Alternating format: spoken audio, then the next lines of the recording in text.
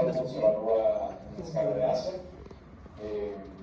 Son diferentes puntos a lo largo del cuerpo, en donde se forman diferentes hematomas que están conectados a la médula espinal. La evaluación es bilateral y lo vamos a demostrar nada más un lado para propósitos prácticos y de demostración. Se utilizan brocha y un alfiler o algo que sea punzante pero no penetrante para lograr la sensibilidad profunda y la brocha para la sensibilidad superficial. Empezamos con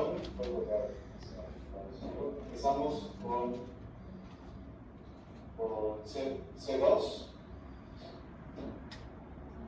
con C3 en el cuerpo clavicular, C4 en la articulación acromioclavicular, C5 en la parte externa del pliegue del codo, C6 en la articulación proximal del pulgar, C7 en el dedo medio, C8 en el borde del dedo meñique,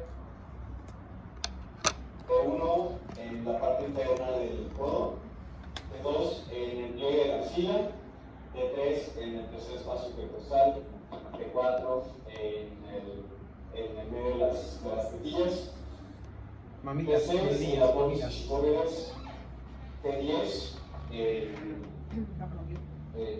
la altura del ombligo,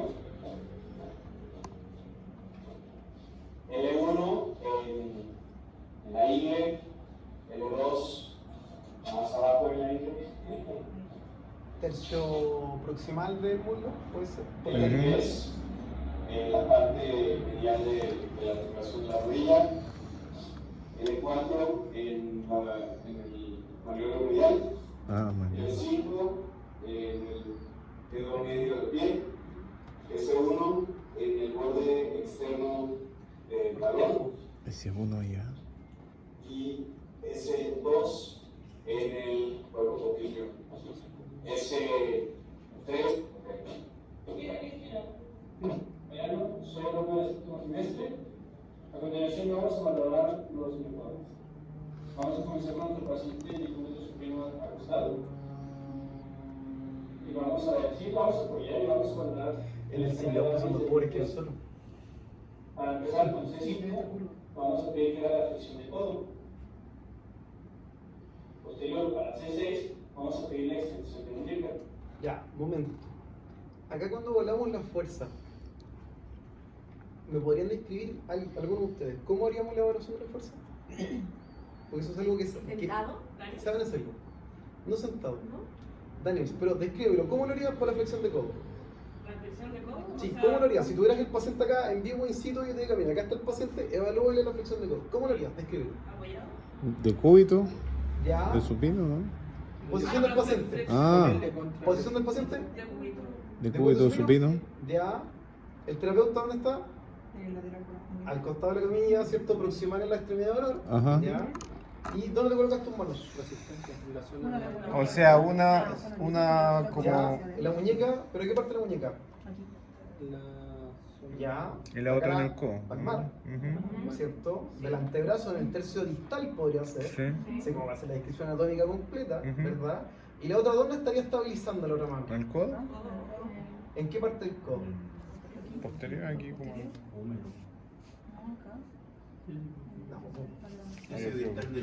¿Qué quieres que no haga el brazo? ¿No quieres que haga flexión de hombro? Entonces, Ah.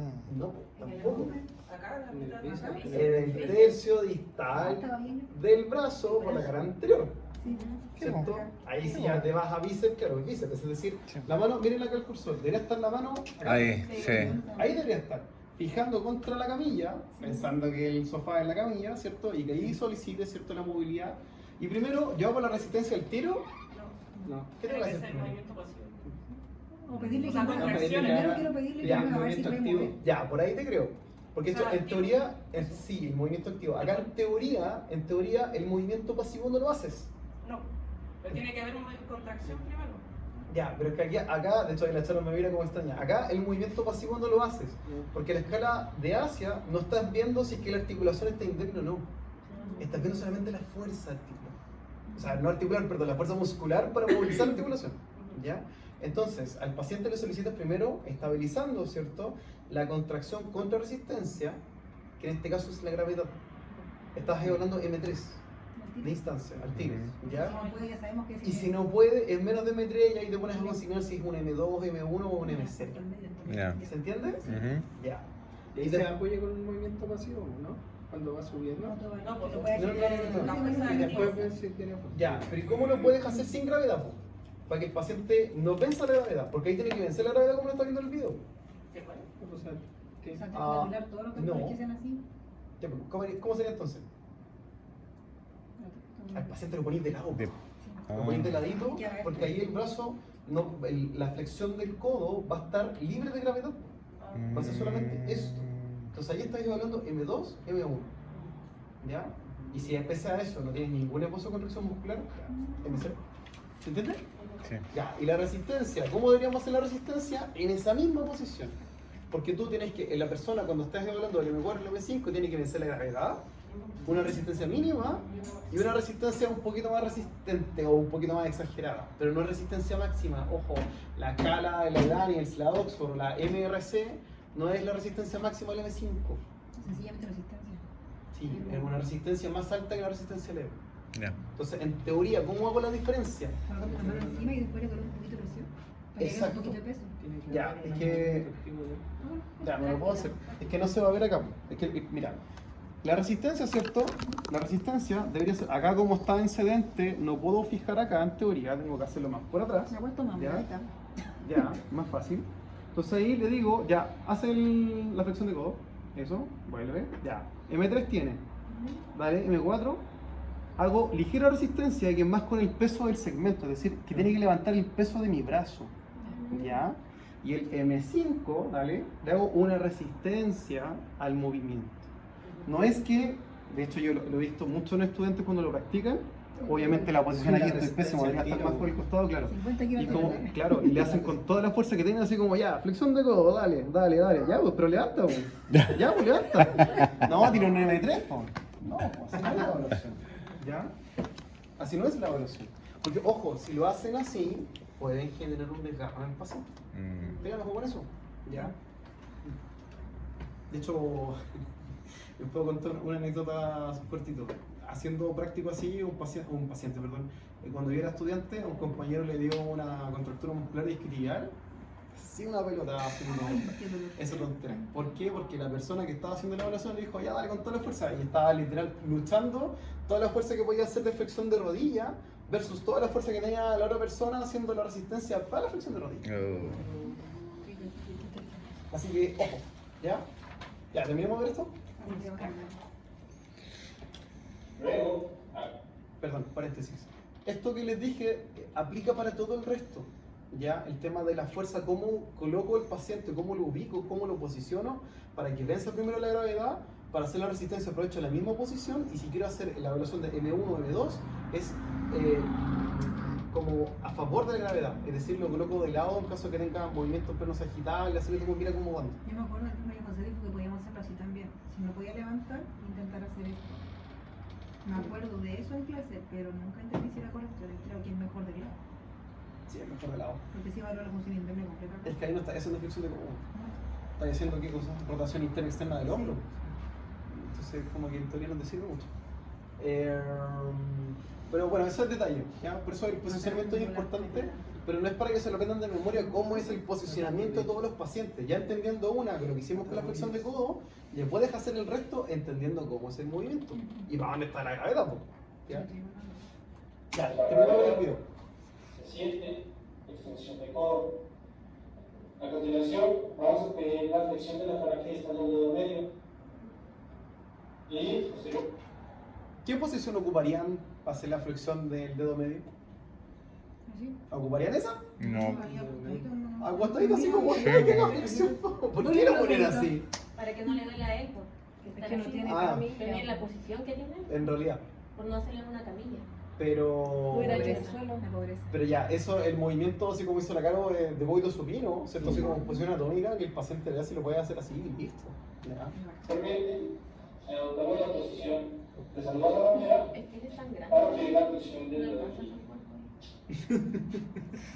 A continuación vamos a Tiene hablar cuerpo de casado.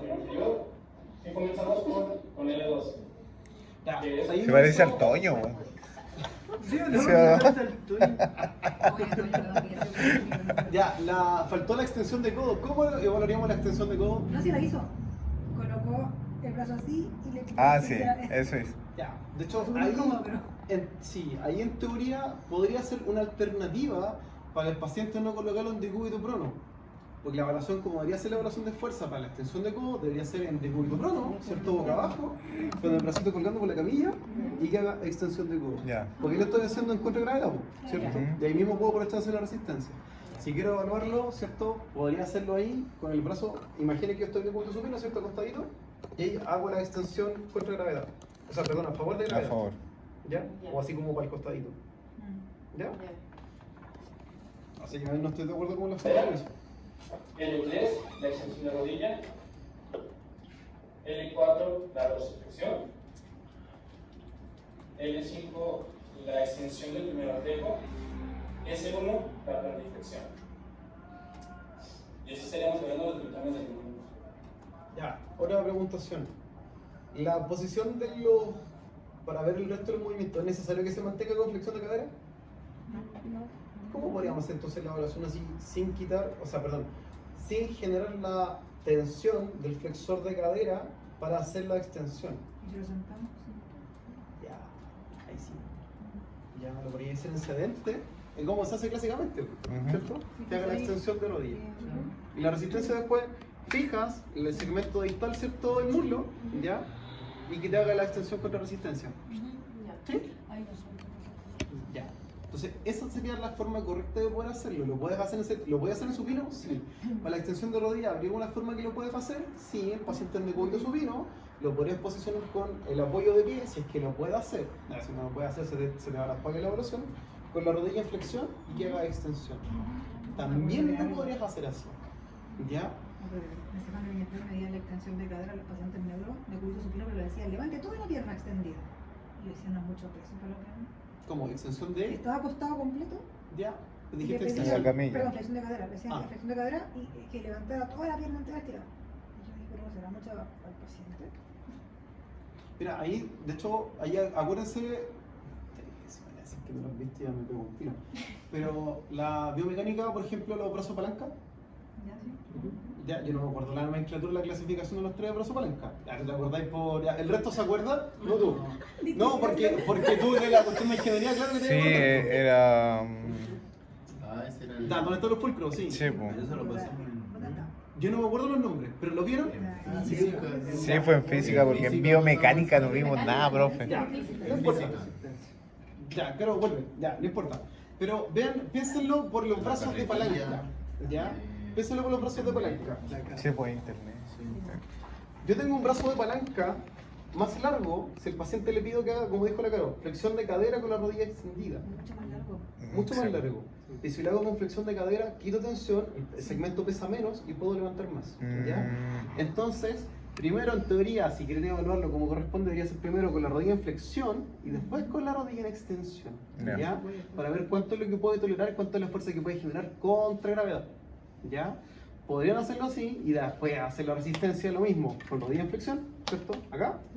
Y después en extensión y hacen la resistencia más a distal. ¿Ya? Eso debería ser como la forma, entre comillas, más correcta de poder hacerlo. Ya, eso es como. Y el resto de movimientos igual lo pueden hacer, digamos, en supino sin mantener la flexión de cadera. ¿Ya? No es necesaria la flexión de cadera. Ya, Pablo. Perdón, Pablo. Y nosotros vemos caso clínico. Y allí les voy a compartir el video. Escala, esto se supone que es Daniels modificado. Oxford. Y la, bueno, Daniels también, pero no es la modificada. Acuérdense que también está la escala MRC, la Massachusetts Research Council, que evalúa fuerza. Ya que es lo mismo, prácticamente. 12 y cuarto. El Pablo no tener el almuerzo. Tal vez no salgan. Te veo a las 5, perro. A las 5:30. Ya, el otro se los voy a compartir, ¿ya? Sí, que te explica un poco cómo son las vías piramidales. Ya. Muy bueno, sí. Sí. Eso se los voy a compartir para que ustedes vean el síndrome cerebroso, síndrome de neurona motora superior e inferior y los síndromes medulares. ¿Ya? Para que ya, ustedes entiendan eso cómo es bacán. la fisiopatología. Esto no es preguntarle en la prueba, no se lo voy a preguntar, pero sí es algo que les va a ayudar a entender un poquito más para dónde apunta la micro, si es que lesión extrapiramidal, Sí, piramidal, qué es lo que implica. estoy flaco ahí en eso. La única ¿Cuál es forma de el estar flaco. tema de las vías? No, no es fácil. Ya, esto no. Pero les tengo que mandar lo de Asia y eso. Hay que anatomía y las vías no siguen.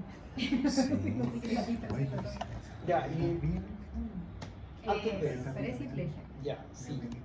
Esto también se lo voy a compartir para que tengan la diferencia. La diferencia entre paresia y plegia es que la paresia tiene movimiento, pero tiene falta de fuerza. La plegia no se puede mover. Ah, No bueno. necesariamente por falta de fuerza. ¿Sí? ¿Se Pero entiende? entonces, una parecida puede ser reversible. Sí.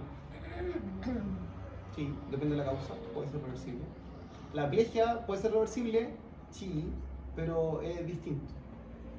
Porque si te das cuenta acá te dice plegia de pérdida de fuerza. Y acá la parecia te dice disminución de la fuerza de los músculos con limitación de movimiento voluntario. Entonces, ¿dónde radica el tema de como de la pérdida de fuerza en la plegia? Realmente es por pérdida del control motor. Como parálisis. Es que no es parálisis No es como que tal. se daña la Es- corteza, ¿no? se daña, digamos, como la información parte de la vía. inhibitoria para cortar un movimiento en específico y generar una regulación entre un agonista y un antagonista.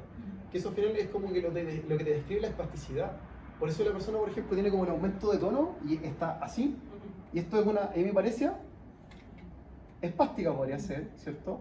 Porque puede tener un cierto grado de movimiento. Pero el que tiene hemiplegia es el que no te puede mover. ¿Ya? Pero no necesariamente el paciente con hemiplegia está en esta posición. Po. El paciente con plegia puede estar con el brazo totalmente hipotónico, ¿cierto? Porque tiene una lesión nerviosa completa y no puede mover. Y tiene pérdida de la fuerza. ¿Sí? Entonces, no necesariamente está asociado una cosa con otra. ¿Ya?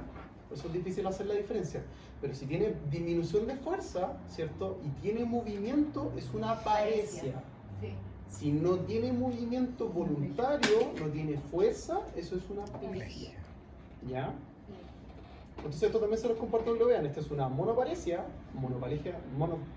en el lado, hemiparesia en mi cuerpo, ¿cierto? Y el otro lado es hemiplegia, triparesia, ¿cierto? El otro es triplegia, que afecta a una extremidad superior y dos miembros, ¿ya? Inferiores. Y la paraparesia es solamente de extremidad inferior, que eso fue lo que ustedes estaban viendo en el caso de lesión medular. Y ayer nos explicó tal cual como usted lo que significa la paraparesia. Súper. Y el otro es la tetraparesia o la tetraplegia. O sea, profe, la plegia es la pérdida de fuerza porque no se mueve, ¿no? O sea, el músculo se... O sea, es que no, a ver, sin fuerza no tiene movimiento, entonces es pérdida de fuerza. Ya. Es pérdida total de fuerza. ¿Ya? Ahora puede ser por un control inhibitorio de acá arriba, que no tienes fuerza, o porque está lesionada la vía. Si está lesionada la vía y no tienes iniciativa motora, porque se lesionó la esta ventral que lleva la vía motora, ¿cierto? La formación de movimiento, por supuesto que no tienes fuerza. Y ahí el músculo es totalmente hipotónico. Es una hipotonía flácida que se ve representada como una plegia. Ya. ¿Ya? Pero también puedes tener una plegia espástica. También hay casos así. En la mayoría de los casos son parésicas. Por eso ustedes a Esteban lo van a escuchar que te habla de una hemiparesia espástica. Porque tiene espasticidad, es un aumento de tono que te limita el control motor hacia la extensión del movimiento o hacia la flexión o el movimiento que sea en realidad, porque está asociado a un aumento de tono, pero no con pérdida de fuerza. ¿Sí? Sí, sé que es enredado, tranquilo. Sí. Sí, es difícil de digerir al principio. La niña que tenía el balazo podría haber tenido eso, ¿no? La que vimos allá. O sea, profesor, la espasticidad es el aumento del tono. Sí. Es una Era hipertonía. hipertonía. Y la Y rigidez. era plegia, Es que la rigidez es distinto. La rigidez, tenía una piénsalo, hemiplegia. que puede tener... A ver, pongan atención acá, chicos, por la pregunta que hizo la otra. Me pregunta por Espasticidad y rigidez. La espasticidad es por un aumento del tono muscular, Sí. ¿cierto? Que en este caso es aumento del tono postural, ¿ya? Entonces, si nosotros, es que no les puedo dejar tanto tarea tampoco, pero si ustedes podrían leer el primer capítulo de la Bettina Page de Experiencias con el concepto Bobat, que así se llama el libro, ¿ya? Bobat. Te habla sobre los principios básicos del movimiento y te habla de los conceptos que nosotros vimos en la clase anterior, donde te habla de base de sustentación, área de apoyo, ¿cierto? Ujú. Ya el control postural, y ahí te sale el tono. Te establece que el tono es el control neuromuscular que es lo suficientemente alto, o el tono postural es, o sea, lo define ella como la contracción muscular lo suficientemente alto para vencer la gravedad y lo suficientemente bajo para permitir el movimiento, ¿ya? Ya. Entonces, ese control tan fino a nivel central, cuando hay una lesión de la vía piramidal, se pierde, ¿ya? Y ahí tienes el aumento de tono o la disminución del tono cuando hay una lesión más grave, ¿cierto? Sobre todo en las primeras fases del accidente cerebrovascular, ¿ya? Y que ocurre y que puede quizás tener una representación similar, ahí lo voy a confundir, pero ya me metí, en la lesión medular. Pues la lesión medular, como tienes una corta de la vía que es extrapiramidal, es una hipotonía, es decir, que es flácido, ¿cierto? Entonces el tono postural también se pierde, ¿sí? Ya. El concepto de tono postural es más hacia central, al menos bajo lo que es el concepto Bobat, ¿sí? Ya. Entonces, cuando se pierde ese control fino, el paciente queda con la hipertonía espástica y queda en esta posición. Una triple flexión. ¿Por qué? Porque está estimulado por una base de sustentación pequeñita, ¿cierto? Acuérdense que la base de sustentación es todo el perímetro que rodea mi área de apoyo, Ujú. ¿cierto? En este caso por fuera, donde se proyecta el centro de gravedad. Aquí la estimulación para yo vencer la gravedad, ¿cierto? Como perdí el control inhibitorio del movimiento, está más alto. Y por eso mi brazo se va a esa posición. Pero si el paciente la acuesto en decúbito supino, ¿cierto? Con una base de sustentación mucho más amplia, el tono postural baja. Y eso es lo que me permite poder movilizar la Claro. extremidad. Ah. ¿Ya? Eso es una cosa. ¿Ya? Eso es la hipertonía. Espasticidad. Que se evalúa con la Ashworth modificada. ¿Ya? La rigidez. La rigidez puede ser dada por cualquier alteración del sistema musculoesquelético, estamos hablando a nivel periférico, ¿cierto? Asociado a una alteración de la articulación como tal. ¿Puede ser muscular? Sí, porque al final nosotros dijimos, si no tienes fuerza, no tienes movimiento, ¿ya? Y eso genera cambios a nivel de la articulación. Por ejemplo, si tengo un paciente con una espasticidad, y está el brazo en esta posición, y nunca fuimos capaces, ahora ojo, en el caso que no se puede, de reducir esta espasticidad, este tono postural aumentado, ¿cierto?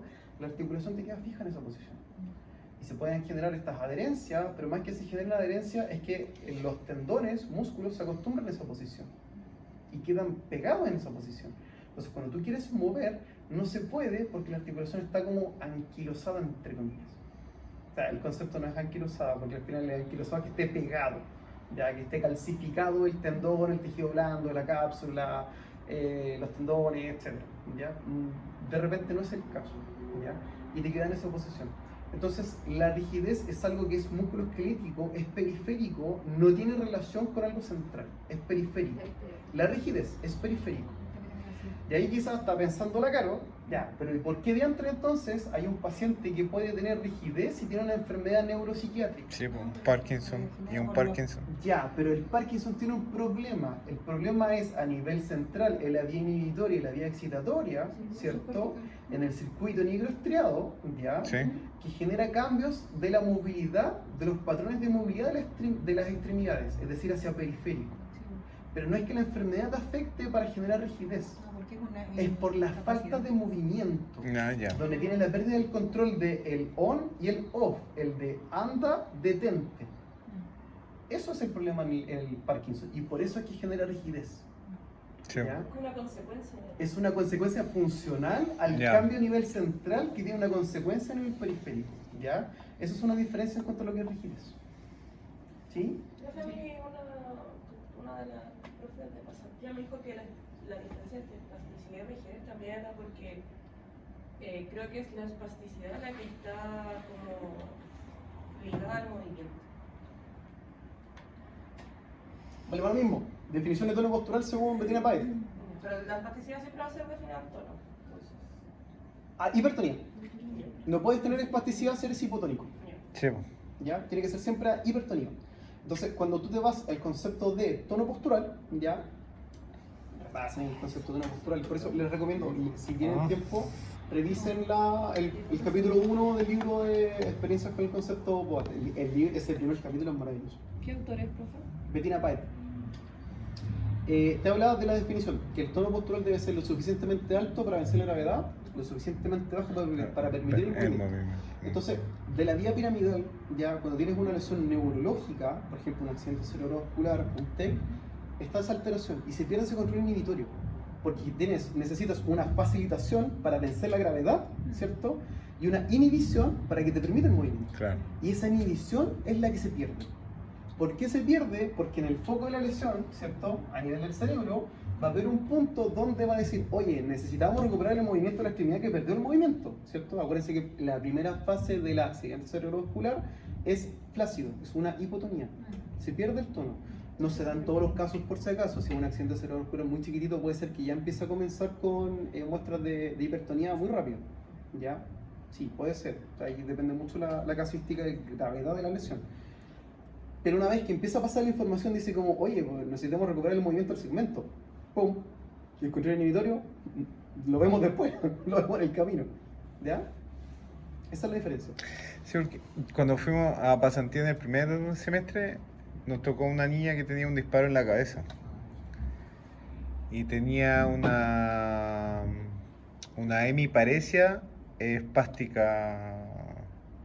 O sea, tenía la triple flexión en el miembro superior y en el inferior no podía hacer la extensión completa. Sí. Sí. Y ahí nosotros con el David tuvimos que... Sí, pues literalmente en la camilla. En la camilla tuvimos que... Yo tuve que ponerme arriba y apretar la rodilla a la camilla, sí. Pero terminé sopeado. Sí, está como... Pero mira, cuando vemos la parte práctica de esto neuro, que sí necesitamos que hacer una cuestión práctica. El problema es que acá no tengo pacientes neuro, ese es el gran pero. Es un pero gigante, porque yo te puedo simular ciertas cosas, pero necesitamos verlo con cosas de un paciente neuro real. Yo por ejemplo, nunca me había dado cuenta, yo tengo 2 pacientes que tienen accidente cerebrovascular y tienen alteración motora de extremidad inferior, alteración de la marcha. De hecho, cuando ellos marchan y están caminando, de hecho los dos son hemisferio izquierdo, es decir, en mi cuerpo derecho está alterado, y cuando caminan los dos se van por el lado derecho. Yo con ellos trabajo marcha, con retrocaída, fortalecimiento, control muscular, ya. Pero no tienen hipertonía de extremidad inferior. Pero sí perdieron el control muscular de los movimientos, el control fino, de decir, oye, voy a levantar el pie, ¿cierto? Para no tropezarme con la cuestión que tengo acá, y el pie lo levantan, lo dejan caer más rápido, o el pie en vez de apoyarlo acá, lo apoyan para acá y se van para este lado, ¿ya? Entonces ahí estos personajes, cuando hacen esta zona unipodal, con la pierna afectada, se te van para todos lados. ¿Ya? Porque el control inhibitorio fino para el momento está alterado, ¿ya? Está alterado.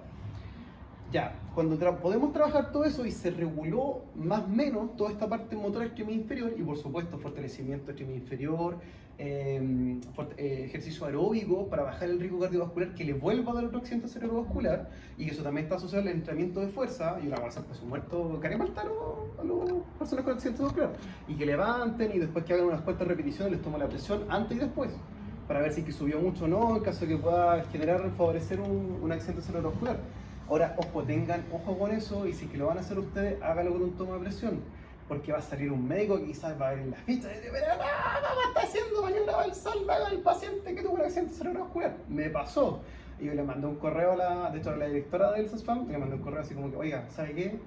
Si tú le tomas la presión antes, después, no hay problema, y si estás trabajando con una dosificación, progresión y hay una planificación realmente real y preocupada del paciente, el paciente no le va a pasar nada. De hecho, le mandé un estudio, oye, para las personas que tienen hipertensión arterial, por más que estén con medicamentos, necesitan entrenamiento de fuerza. Ya, así como ya, déjate... Sí, gracias. Ya. Vieja estúpida. Se sabe, la señora sabe, de hecho es de los mejores médicos que hay en el CESFAM, pero está encasillada en esa parte como antigua, de decir como el paciente no puede hacer nada porque le va a explotar la cabeza. Claro. No es así. no es así, ¿ya? Entonces, ya, después de todo eso, me falta la mano. Oiga, Leo, ¿sabes qué necesito? Si me puede ayudar a trabajar el paciente. No, ¿sabes que tengo la agenda llena? ¿Y qué le tuvo que parar? Entonces, lo último que he estado trabajando con esos pacientes, que extremidad inferior ya no hay nada, oscilación en la marcha, la marcha es muy funcional. Riesgo de caída bajo mucho, estación unipodal te logran sobre 10 segundos en ambas extremidades inferiores. O sea, en teoría el riesgo de caída está presente, pero mucho más bajo de lo que era antes, y ya para mí eso es objetivo logrado. Obviamente se sigue trabajando igual, yo trabajo de toda la sesión. Pero me di cuenta ayer, trabajando con otras cosas, más allá del ejercicio fome y tirar la bandita elástica con la pinza fina, ¿cierto? La posición del meñique con el pulgar, y trabajar, no sé, pues como el perrito, y colocarlo, no sé, por la cajita por el borde, Claro, ¿cierto? sí. Por un lado, ya. Después de hacer toda esa cháchara que los pacientes mejoraron harto en eso, yo dije, oye, trabajemos el control motor, ¿cierto? En coordinación ojo-mano, yo le tiro una pelotita y usted la recibe, ¿ya? Sí. Y la contracción de la velocidad, por ejemplo, al tomar el balón. Entonces me pasó, te voy a tirar y tú lo recibes, ¿ya? De hecho, me llamó la atención, nunca me había dado cuenta porque nunca lo había trabajado con ningún paciente con accidente cerebrovascular porque me preocupaba de aquí para abajo, ¿ya? Y los teo de aquí para acá. O sea, yo te veía codo, hombro, el resto del cuerpo de un accidente cerebrovascular, pero nunca la manito, ¿ya? ¿Qué fue lo que me pasó? Que el paciente, yo le decía, recíbeme la pelota así, en altura, con bote, etc. Ya lo recibía así, y después que lo recibiera así, ¿ya? Entonces, el paciente, tíralo, cuando recibía la pelota así, era capaz de poder activar la oposición del meñique, el anular, contra el pulgar. Y podía recibir la pelota, ¿ya? Coordinación ojo-mano, impecable. Pero ¿qué pasaba si el paciente le decía, recibe la pelota así? El control muscular estaba totalmente retrasado respecto a que cuando llegaba la pelota a la mano, de hecho pasaba que caía la pelota en el centro de la mano, pero no era capaz de generar la coordinación para cerrar la mano justo en ese momento. ¿Vale? No, tiene un poquito más alta. Como eso. Gracias. Eso era la contracción que tenía ahí. Y me llamó poderosamente la atención. Ahora, la pregunta es, ¿por qué pasa eso? Yo tengo una suposición, fue lo que se me ocurrió ayer, y el paciente también decía así como que, oye, ¿por qué me sale más fácil así y no así? Pues yo lo vi, a mí también me llamó la atención, pues. Nunca lo había visto. Yo esa igual explicación creo que tengo, por la- porque el patrón de la espasticidad, ¿Es así? ¿cierto? Es así, Se ¿ya? le cuesta menos hacer. Y estás con triple flexión, ¿no? Entonces, la triple flexión, el control motor, ¿cierto? Pensando que pasas de esto a un cierto grado de extensión, motormente la estrategia motora para el paciente con accidente cerebrovascular debería ser más fácil agarrarlo así, po. Que no así. Claro. Y aquí cuesta, en esta posición, donde no la tiene tan incorporada, le costaba más agarrar la pelota. Pero para mí era increíble porque la coordinación ojo-mano era perfecta. O sea, yo le tiraba la pelota con bote, con altura, más velocidad, más lenta, y siempre la pelota caía en el centro de la palma. Rebotaba la pelota y de ahí cerraba la mano. ¿Ya? Entonces es algo que por supuesto tengo que trabajar. ¿Ya? Pero eso tiene que ver justamente con este cambio, por ejemplo, del tono postural, del tono que vence la gravedad y debe ser lo suficientemente bajo para permitir el movimiento. Entonces acá, en esa interacción de, oye, mandamos una señal para poder cerrar la mano y atrapar la pelota, le costaba. De repente sí podía hacerlo, porque yo me imagino que se anticipaba, pues ya con feedback, feed forward, decía, ya, me va a tirar la pelota, ¿cierto? Cuando la cuestión vaya a esta altura, tengo que Ya cerrar la empieza, mano. claro. ¿Cachai? Sí, porque estaba seteado. Primeras 3 veces, después ya como que... Exacto, y Ah. me pasó con una paciente que tiene muy poca coordinación de mano, muy poca coordinación, por ejemplo, no sé, pues cuando le coloco el manguito para tomar la presión, le digo, ya, coloca la mano dentro del manguito, y tiene que pasar el brazo, ¿cierto? Hasta colocarlo en el pliegue de codo, ¿ya? Pliegue bicipital en realidad. Y ella como que abre la mano, y como que trata de colocarlo, y le chocan estos dedos con el borde del manguito, y le cuesta mucho. Ha mejorado un montón desde ese entonces, mucho. Pero, de igual forma, este movimiento en sí le costaba mucho por incorporarlo. Y ella se anticipaba, y cuando lo anticipaba, me agarraba la pelota. Lo hizo unas 5 veces seguidas. Y después cuando se desconcentró o bajó la capacidad, porque al final también es un recurso que se va agotando, la pelota rebotaba y saltaba de nuevo. Y de ahí me cerraba la mano. Entonces ahí ya dije, ya, aquí es momento de cambiar de tarea y hacemos otra actividad. ¿Ya? Esto es para que ustedes lo vean así como modo de ejemplo. Voy a grabar un video con la gente. ¿Les doy permiso a los dos pacientes? Se los comparto y creo que el lunes en la nochecita. Ya, ¿acaso neuro?